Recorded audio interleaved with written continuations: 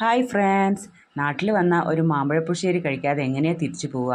അപ്പോൾ നല്ല നാട്ടുമാങ്ങ കിട്ടിയിട്ടുണ്ടായിരുന്നു കേട്ടോ. അപ്പോൾ അത് നന്നായിട്ട് തൊലിയെല്ലാം കളഞ്ഞിട്ട് നമ്മൾ അതിലേക്ക് കുറച്ച് മുളക് പൊടിയും മഞ്ഞൾപ്പൊടിയും ഉപ്പും ഒരു പച്ചമുളകും കുറച്ച് വെള്ളം കൂടെ ചേർത്തിട്ട് നന്നായിട്ട് തിളപ്പിച്ചെടുക്കണം കേട്ടോ. അപ്പോൾ അടച്ച് വെച്ചിട്ട് നന്നായിട്ട് വേവിച്ച് എടുക്കണേ. അങ്ങനെ 2-3 പ്രാവശ്യം ഇളക്കി കൊടുത്ത് അടച്ച് വെച്ച് വേവിച്ചെടുത്തതിന് ശേഷം നമുക്ക് അതിലേക്ക് ഒരു ചെറിയ കഷ്ണം ശർക്കര ചേർത്ത് കൊടുക്കണം കേട്ടോ. അപ്പോൾ മാങ്ങ ഏകദേശം വെന്തതിന് ശേഷമാണ് നമ്മൾ ശർക്കര ചേർത്ത് കൊടുക്കേണ്ടത്.